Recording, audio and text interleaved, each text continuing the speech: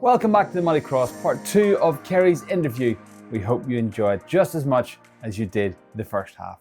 So Kerri, I mentioned before, you're known for your big love of God, your big love of people, and you've explained your life thus far, which has been a lot of ups and downs, a fair amount of downs, with huge amounts of up because of obviously where God stepped in. Yeah. And I kind of want to talk now about now what you're doing now, because you're involved, you've got fingers in lots and lots of pies.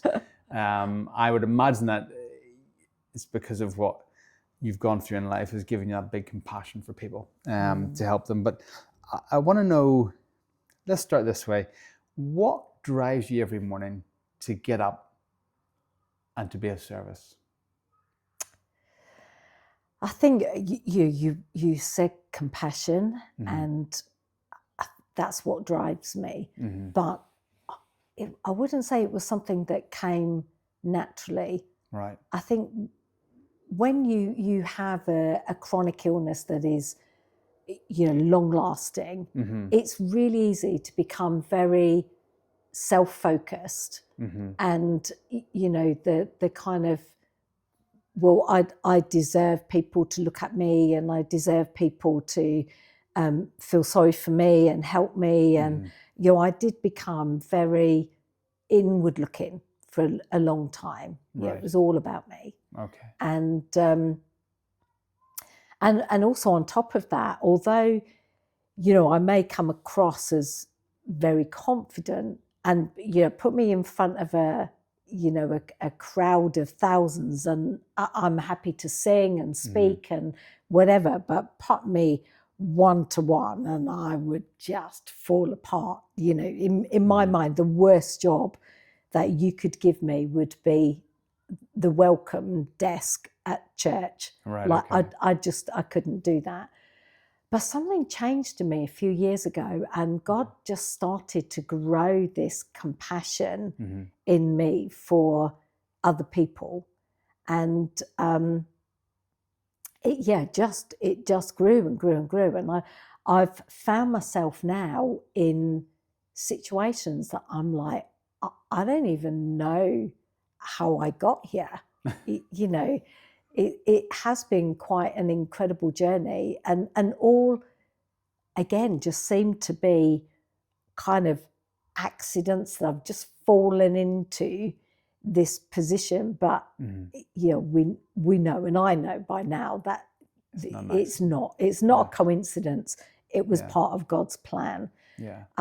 So I've been involved in quite a few different things. Some of them are because of the experiences that we've had. So I set up a support group for adopted children and their families.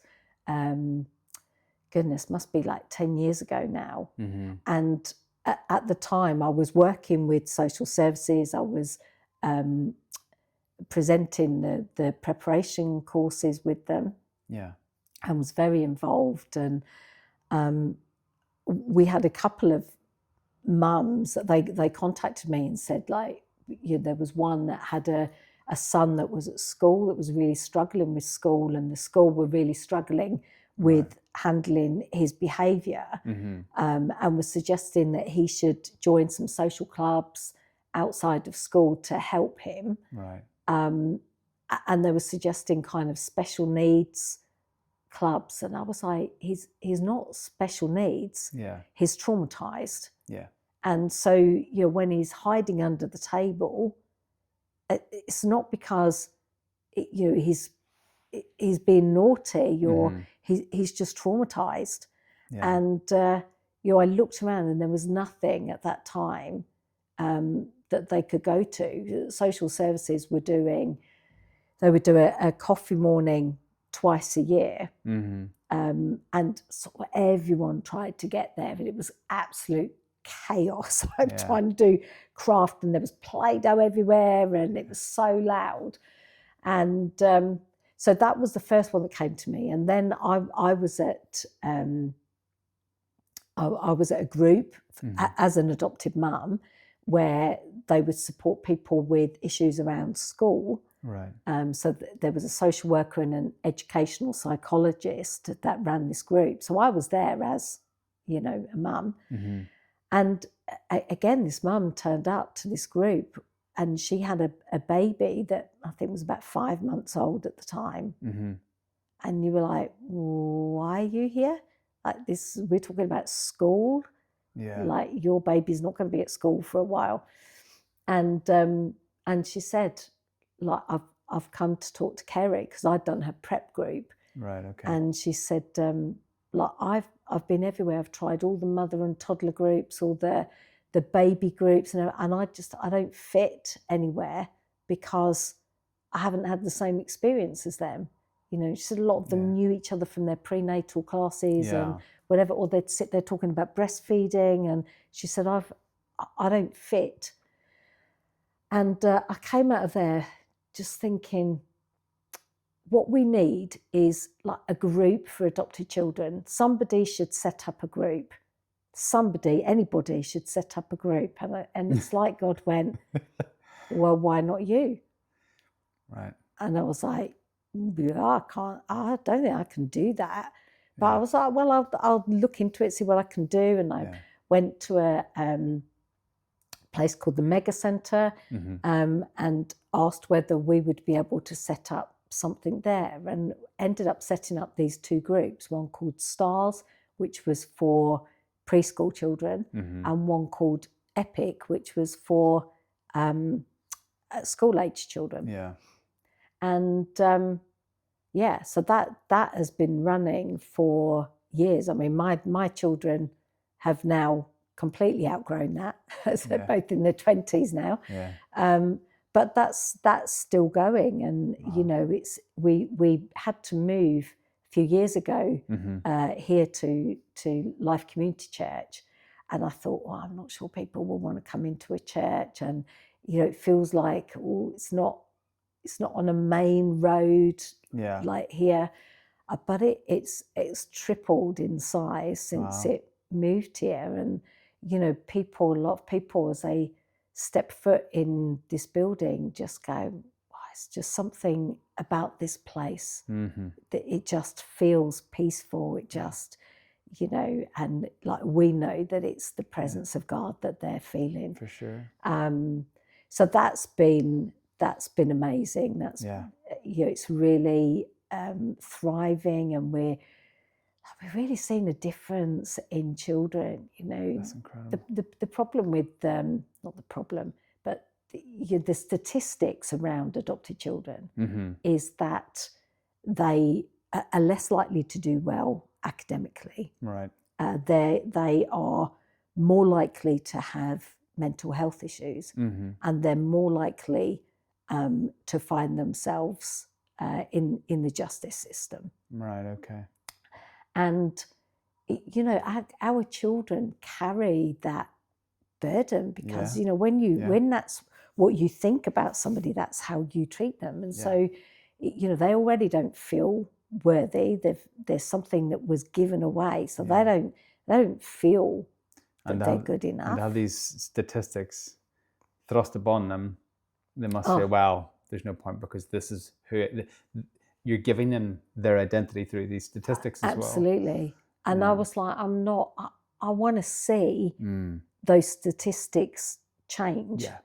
And so, through this, we just run it like it's like a youth club, and so they come here and they can play pool or play on the Wii, or we put on activities for them. Yeah. But all of them have had the same kind of experience. They've all been adopted. Yeah. They've all had that time when they feel different, that they don't quite fit.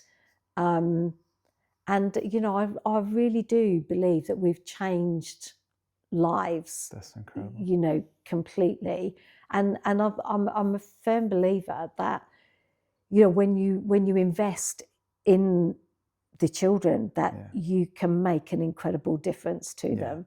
Our daughter has just left to university with a first in her degree. I mean, that definitely goes against the statistics, For sure. lot of hard work on her part. But you know, I think sometimes we settle for things just because people say it. Yeah. You know, right. we've got to stop doing that. You know, we've got to listen to what God says rather than what people say. Yeah.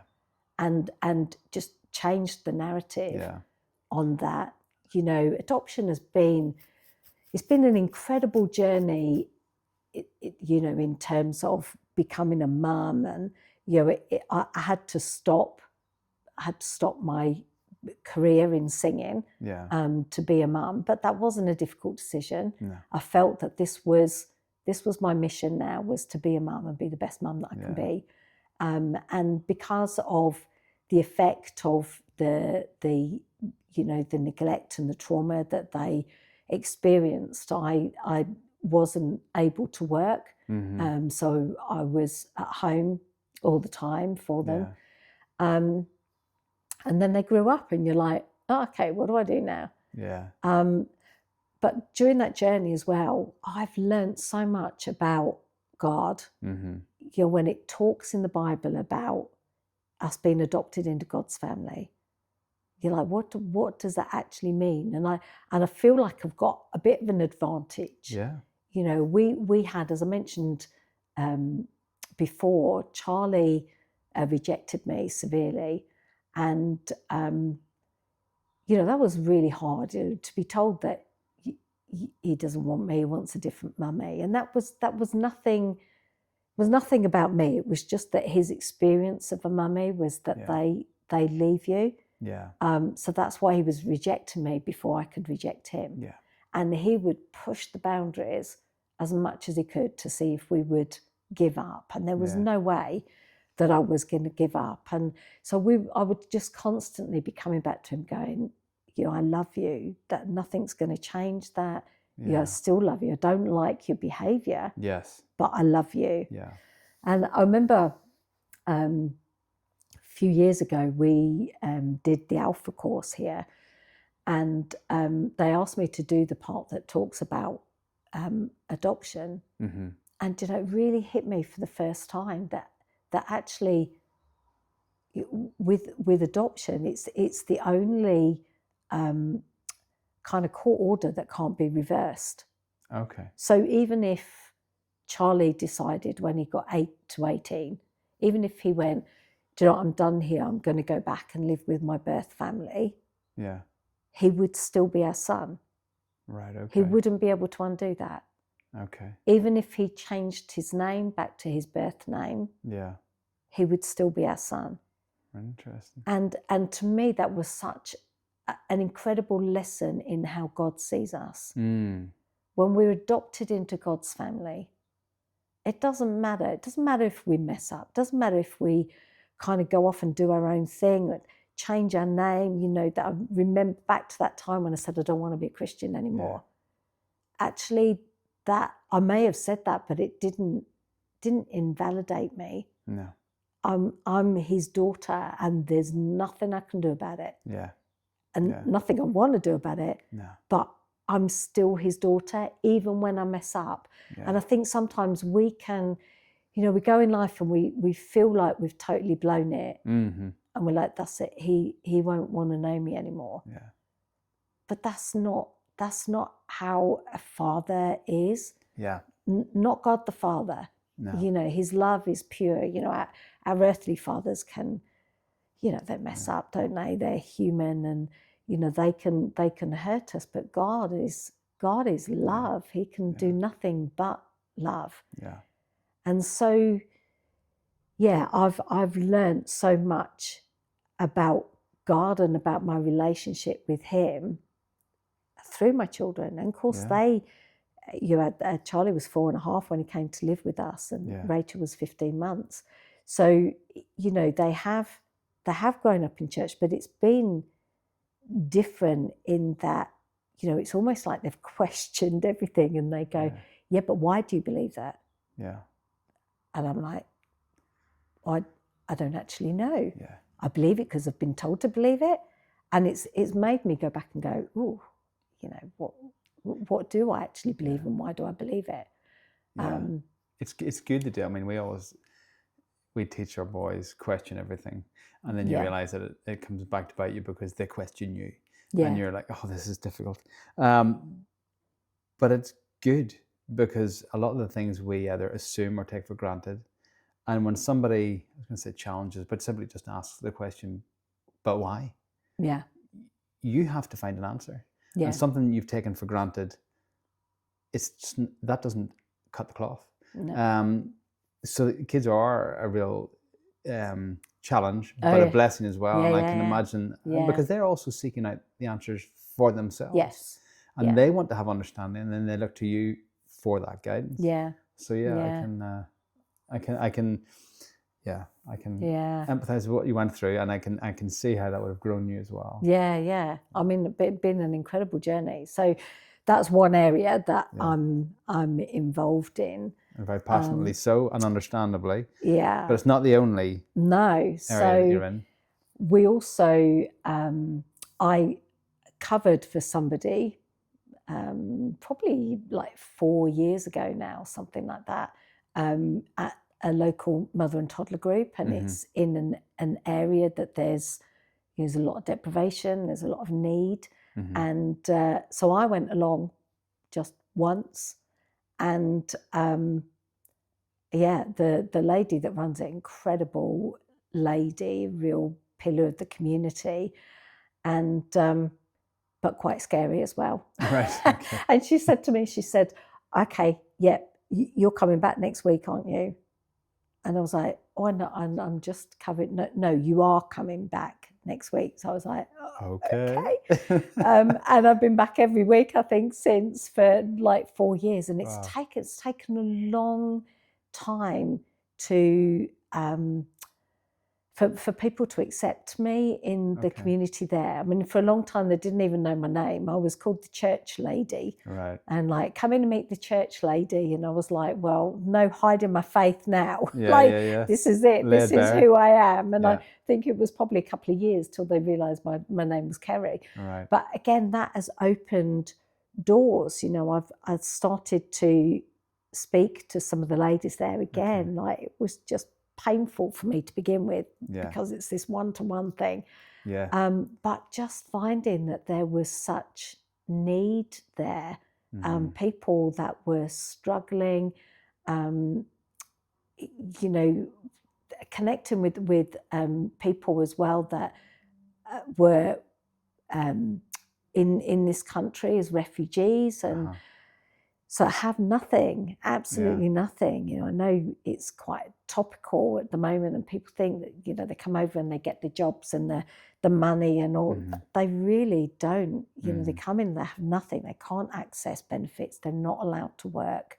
And it's really, they can be moved anywhere in the country at a drop of a hat, 2 days' notice. They're moved. And so, I got involved with a lady there, and I found myself talking to, kind of official people that I'm like, I don't even know what I'm doing here. But, thankfully, I don't know, but the Holy Spirit was guiding me, but, just found a way and found my way through the red tape to be able to help her. And she's now kind of settled, and she's got leave to remain. She's working now. Her child is at school. But again, just such this compassion that then got me involved in helping with an organisation called Baby Basics, where they look to help new mums. So they would produce a Moses basket with everything that a child needs for kind of the first 6 months. So it will have nappies and clothes and blankets and toiletries and nappy bag. And because it's in a Moses basket, they know that the baby has somewhere safe to sleep. Because we take it for granted that people have these things, but often they don't. So I just got involved from the point of view that I would be contacting them, going, I've got this mum here that is in need of clothes or nappies or whatever. And so I would go and collect from there and take it to them. And then the lady that was locally running that had to give up due to ill health, and asked me if I would take over. And I was like, oh, I can't, I don't have the capacity to do that. That's a lot of work. I can't really do it. So kind of felt bad, but sort of didn't think any more of it. And then it was taken over by another local Baby Basics unit, and we then became a hub. Right. So that's worked really well. That I can. The referral is made, they'll contact me and say, can you come and collect this basket? And then I can pass it on to the health visitor. But in the meantime, what's happened is, they were saying, we'll give you these donations, but if you could collect donations for us, that would be great. Right. So, I've had one or two people that I see on Facebook that they're giving away a bundle of clothes, and I contact going, oh, I'd love to have these clothes. And so I go and they go, oh, actually, if you're collecting, I've also got a pram and I've got a travel cot and I've got a this and I've got a, to the point that, our poor daughter, thankfully, being away at university meant that we had a spare room that was just full of baby stuff. You couldn't get in there, And again, it's just opened doors with, health visitors and, I'll get a call saying, we're working with this family. Is there anything you can do to help? And I'm going, okay, let me just have a rummage through, see what I've got here, or I'll go and buy what they need and take it round and just connect with people that I would never have connected with. Wow. So there's that's been quite a big thing. But then we started delivering food just after COVID. We made this connection with a food bank locally that had an abundance of food. And they were linked with Ocado. So this food is, you're talking Marks and Spencer's and Waitrose and really, really nice food. And there was loads after COVID. And so they were saying, do you have people you could connect with that you could give it out? And of course, by this time, I'd, been working in the community a little bit. And so we ended up as a church, we would do what we called our food share. And I would, every other week, I would drive over to the food bank, fill my car. Sometimes we'd have 2 cars. We'd fill them up, bring it back here, and we'd sort it out into bags and then deliver that to people. So we had about 25 households that we were delivering to. Amazing foods. We were getting things like a side of salmon and steak and, sometimes it just got to ridiculous. So we'd be getting like marble cleaner. We'd be going, not really sure they've got much marble to clean, but But we found as COVID, ended and things started to get back to normal, the amount of food that we were picking up was getting less and less. Right. And, we were very aware that we were collecting from a food bank that already had a community that they were serving. So we started collecting what we could, and then we, as a church, raised some money that we were able to buy meat with. So we knew people were having, a couple of meals a week that they were able to have meat. But it was a lot of hard work, particularly for me, because I was going out and buying the meat, and then I would have to bring it here so that it was stored safely, and then I would go and collect this food, and then we would distribute it out. And if one person was off, you were covering for them as well. There's got to be a better way of doing this, and we also were aware that people were becoming quite dependent on this food, and we were like, are we actually helping them, or are we causing more of a problem here? I see. That's interesting. So we started thinking about, is there a better way of doing this? And I heard about this community supermarket that had been set up fairly locally. And so I went to have a look at it, and a friend of mine had been involved in setting it up. And so I went to visit, and I walked in, and just straight away I was like, yep, I think this is what we should be doing. And it was incredible. So the idea behind it is that you would buy food in bulk, that you were then able to sell on, but at a reduced rate. So probably around about 30% cheaper than a person could buy it in a supermarket. Yeah. So, I went and looked at it, and as I'm walking around, I could feel this kind of prompting. My heart was going, and I was like, oh, I know this is what God is saying, And I'd read an article as well about something that the co-op do, and they call it the pantry. Okay. But theirs was kind of more food that was coming to the end of its life, and so they were selling it off cheaper.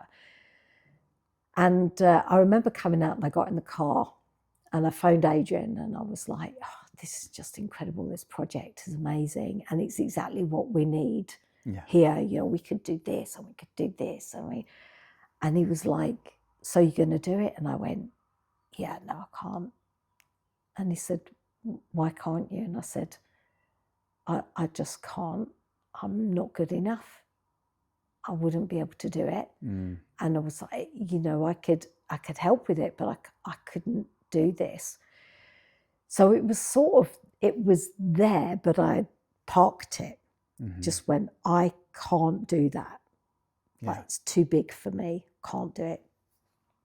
And then probably a couple of months later, I was at a meeting where they gather kind of people that work in the community, and I was there with my EPIC hat on, so the adoption support group, and they mentioned, oh, we've heard about this thing called a community supermarket. Is anyone? And I was like, oh, actually, I've already been. I've been to visit, and it's amazing, and it's definitely what we need here. It would work so well in this area.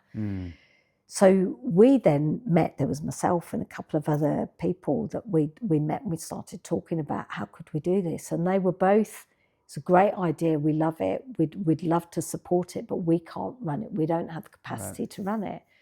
And I was like, I can't do this on my own. And then beginning of last year, like Easter time-ish, there was a meeting about the community supermarket. So there was somebody from a county council, there was a number of local councillors, different partners, and we were due to meet in the offices of a local housing association. But the room hadn't been booked. Everyone thought somebody else had booked it, and it hadn't been booked. And so I was there, and it was funny because on the way I was driving over there, and I was like, I feel really uneasy about this because I really feel that this was something God wanted us to do, and it felt like it was almost going to be taken over by the authorities. Okay. And I was like, this is meant to be a God thing. Yeah. And I was like, God, I don't know how you're going to do this, but we need to bring this back. Yeah. So anyway, we were all sitting in our cars going, oh, well, we'll just have to cancel then. So I was like, well, I've got the keys to the church. Like we could meet there. And I'd sort of phoned the church leader, is that okay? And it was like, cool, yeah, it's great. So we all jumped in our cars and did this kind of convoy down here and met here. So we came in, and they were like, wow, this is, great building here, so much potential. And we sat talking, and they were like, we need somebody that could lead this. And everyone it was all the same story. Everyone was like, I'm at capacity. I couldn't take this on. This is too much. And And I'm sitting there thinking, I'm not good enough. I can't do this. So they kind of said, let's meet again at a different date. And they were like, do you mind if we meet here? And I was like, no, that's fine. We can meet here. So they came and met here. And the person that was heading it up, he said, do you know, I think this would be a great place for it. And he said, you know, could you not run it as a church? Could you not run it? And I was like, I don't have the authority to say that. And I said, I'm not sure. And he said, well, what about you? Could you take it on? And I was like, I've got lots of enthusiasm and I have some contacts, but I don't have the skills to do this. Yeah. And I said, just so happens that our church leader and our chair of trustees are downstairs having a meeting. I went, let me go and see if they'll come and join us. So I went down and got them, and they said they would come up, but I think they were very, you know, the answer's no. All right, okay. Like, we'll come and listen, but the answer's no. And so they came up, we sort of had this meeting, and our chair of trustees was saying, you know, tell us a little bit more. How does this work? Like, we don't have the funds as a church to be able to support this. Yeah. And then all around the room, people were going, well, our organisation, we could give you 15 grand, and we could give you 10 grand, and we could give you. Wow. And so we were like, this okay. could be possible. And we were like, but what if it doesn't work? What if after a year we go, this isn't working? Are you expecting us to pay all this money back because we don't have that kind of money? And they were like, no. If it doesn't work, we just call it quits and you walk away. So the risk now is being removed. Okay. Yeah. So we kind of walked out there going, this is a no-brainer. Yeah. This is just kind of on a plate. Yeah. So I was like, okay, this is a big thing here. Yeah. And so that afternoon, I met with our chair of trustees, and who happens to be my best friend as well, which was quite handy. We were sitting chatting, and she was like, so what do we need to take this on? Like, what do you need to take this on? And I was like, I can't do it. I've got the enthusiasm, I've got the vision, I've got the contacts, but I don't have the skills for this. And so she was like, so what do we need? And I said, well, what I could really do with is someone like your husband, who at the time was the CEO of a furniture reuse project. And I was like, he's got the skills that I don't have. Like, we could work together. Yeah. That would be amazing. But obviously, you know, he's already in a job. And whilst we were having this conversation, he came home from work, and he walked in and he went, I've just been told I'm going to be made redundant. And I was like, okay. I don't think God could make this much clearer. Through all things, God, and everything just fell into place, you know. And we've just seen such favour in this. So we went ahead and we started this supermarket. We looked at kind of different ways we could do this. So locally, there's one that is in a community centre, and they have storage there, so it's in the same place all the time. There's another one locally that they have a double-decker bus that they've converted into a shop, and they drive that to different venues. So I'm like, quite fancy a double-decker. I could see me like, but round here, because there's lots of little villages and narrow bridges and low bridges, like something like that wouldn't work. So we came up with this model where we would just go in and we would do almost like a pop-up supermarket that we could take to different venues and expand it that way. Some of the other community supermarkets, they have a membership and they charge £5 membership a year. And that I felt uneasy about that, and so did Pete. And I was like, because I was working in the community at that point, I knew people, they're saying to me, I have £27.50 a month for food. And that's it. And if anything else comes up, and I'm like, how can we take £5 of that? £5 is a lot of money to them.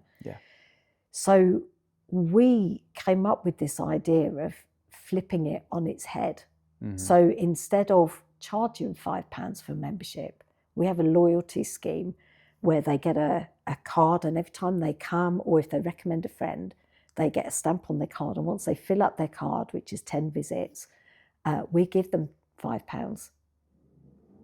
And we just thought, this is God's, this is God's shop, and God's in the business of blessing. So that's what we've done. Fantastic. And we've seen it grow. We've seen favor that has been unexpected. We've seen provision that has been unexpected. We were given funding for a van.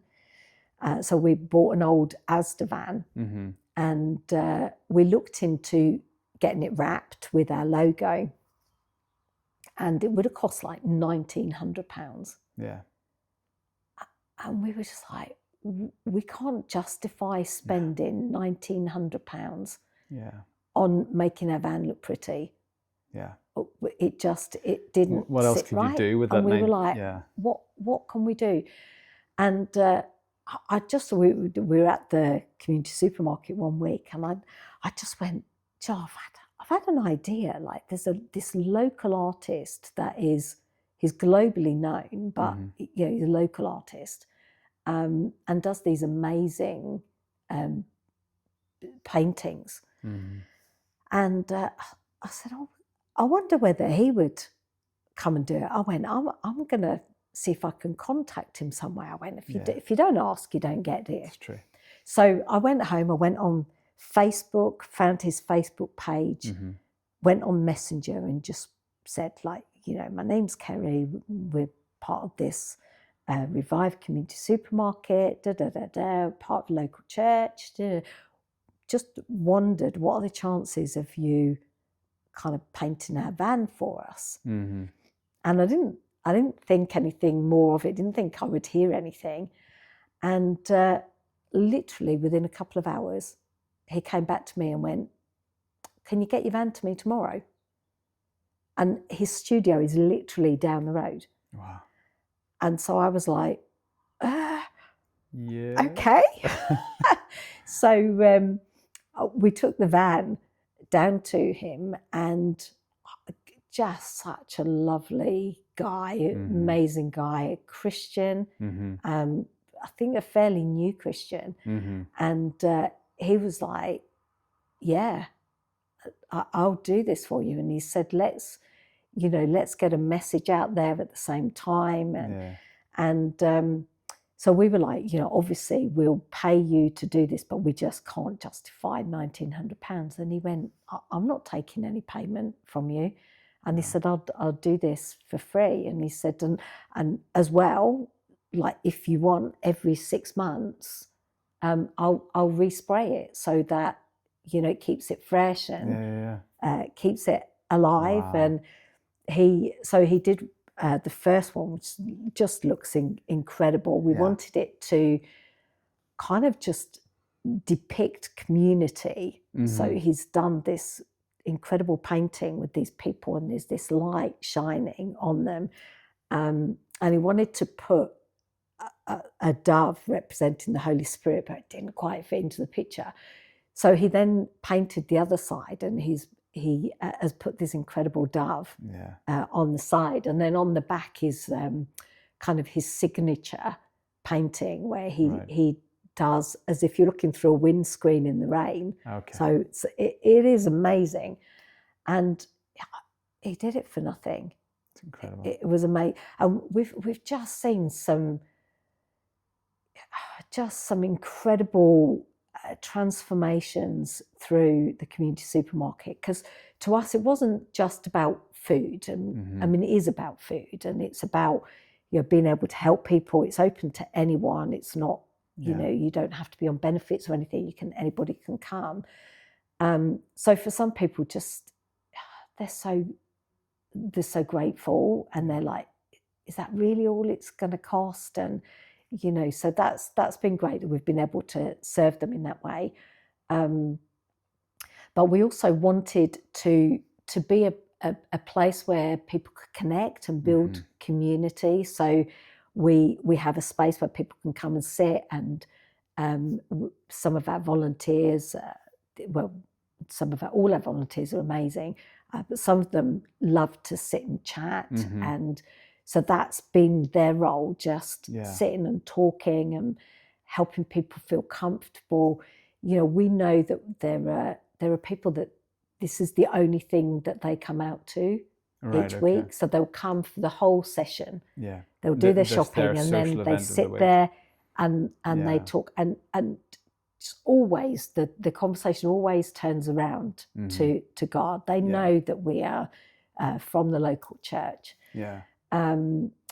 But we also wanted to be able to offer services to help people get out this cycle of poverty. Yeah. So we've connected now with the NHS. So we have a nurse comes once a month that can do blood pressures and refer people to, you know, or give them advice and signposts. Yeah. We've got another one that's comes regularly and gives information about, you know, energy and you know, how you can get more out of your energy, and if you're got benefits that you can access, or you know, that kind of thing. So that's really good, and we've got plans to connect with people who can offer debt management or, you know, employment advice, that kind of thing. And yeah, we've seen some great things. We've had people that have come in to volunteer, and then we've been able to build up their confidence so that they could go for a job. So there's people that have come in. We've had a great time with them, and then we don't see them again. But that's a good thing that we don't see them again. It's because, you know, they've built up the confidence to go for an interview and get a job, and they don't need to use a service anymore.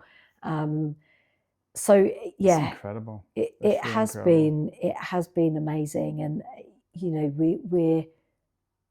we're feeling a real connection in that place. I read an article a couple of weeks ago, and there was this phrase in it that said, "You smell like Jesus." Okay. And it really impacted me, and I was like, I hope that's what people feel when they've been with me. Yeah. That I smell like Jesus, that I'm leaving his fragrance behind. It's quite beautiful. You know, everywhere I go. Yeah. And you know, at the community supermarket, we have Christian music that plays in the background, and you know, the conversations that we have are coming from that place of, you know, we just want to be Jesus' hands and Jesus' feet. Yeah. And so I hope that it smells like Jesus in there. Yeah.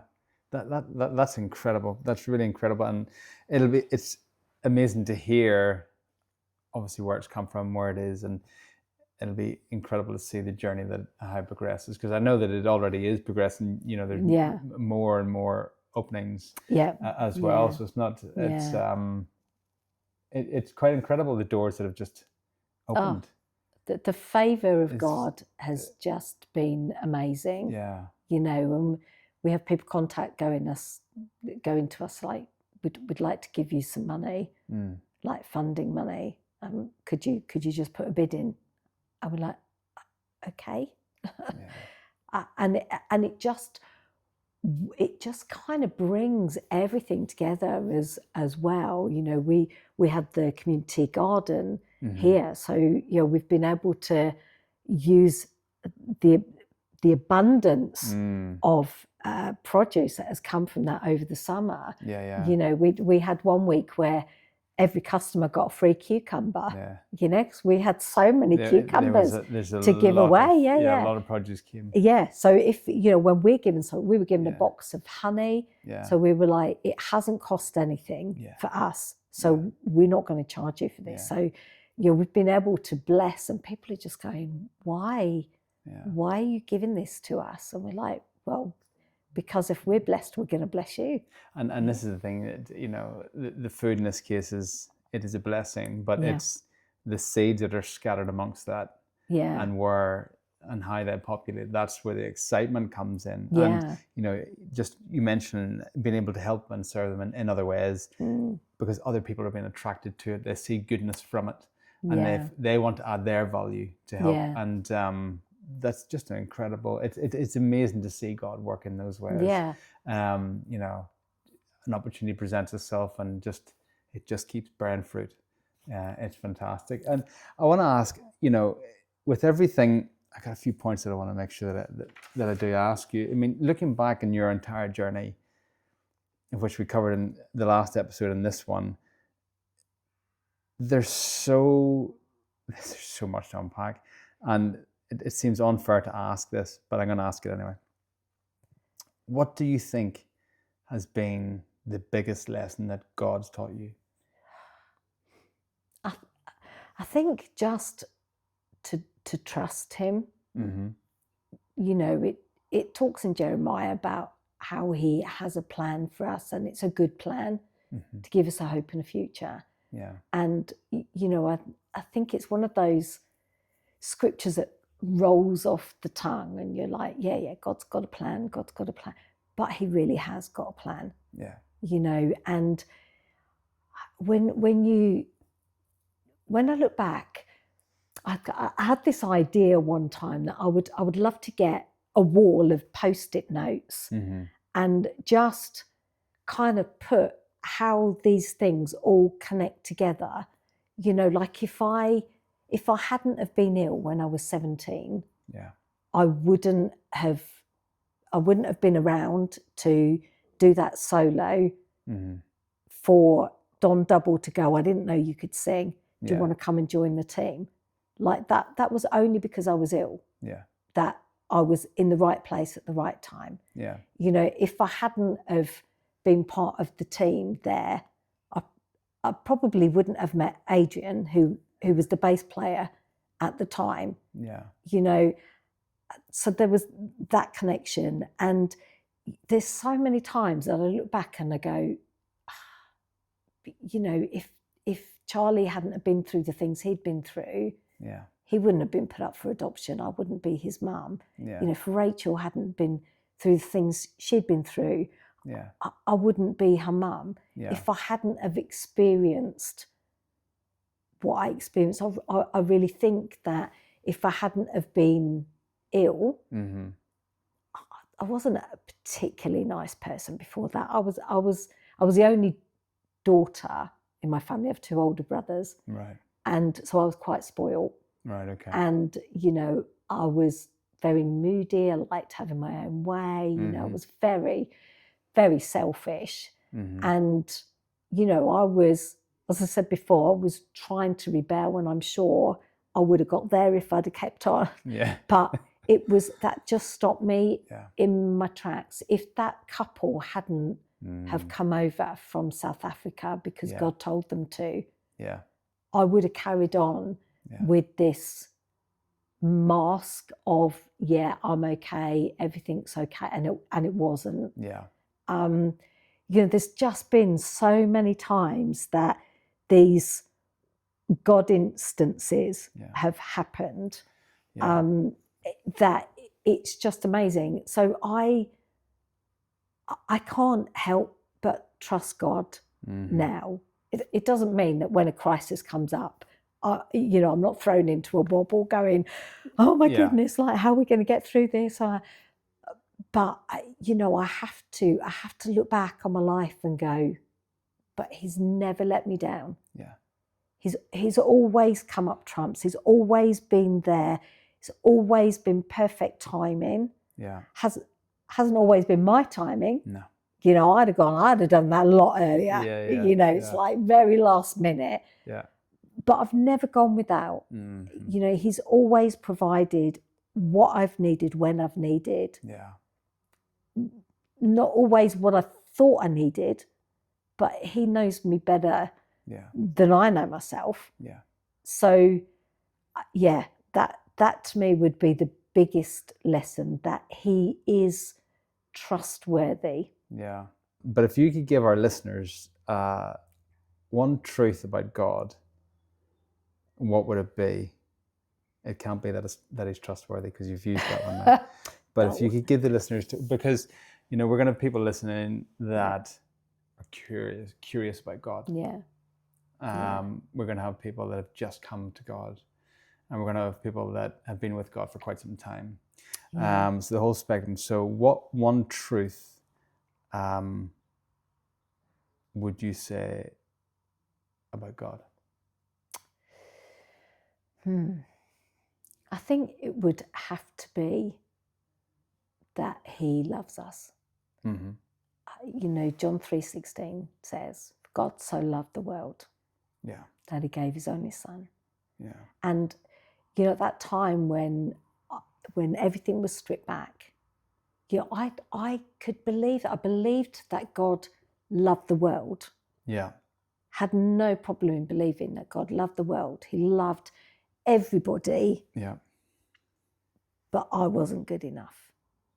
And, you know, I've had to learn that even when things don't go the way that I expected, even when things are really hard, he still loves me. Yeah. And he can't help but love me, even when I turn my back on him, even when I try and walk away. Yeah. I'm still his daughter. And there's nothing that I can do. We used to say this to our children, there's nothing that you can do that will stop us from loving you. Yeah. And if that's possible humanly, how much more that's true. can God love? He is love. Yeah. He can't help but love. And so I think that would be my overriding thought, is God loves you. Whatever you're going through, whatever you feel about yourself, whether you feel lovable or not. And whatever you've God been loves through you. as well. Absolutely. Yeah. That's fantastic. Kerri, thank you so much for being on. Thank you so much for being so raw and so open with your whole life and your journey. It's been an absolute pleasure having you on. Oh, thank you for having me. It's been great. Guys, thank you so much for tuning in to this double-part episode of The Muddy Cross. We hope that you felt impacted by this, and we hope you leave some messages for Kerri. We'll certainly get back to any messages or any comments that you put on. Please remember to subscribe to whatever channel you're listening on, and hit that subscribe button. Share with other people, guys, and stay rooted in Christ. Stay strong, and we'll see you on the next episode. Bye.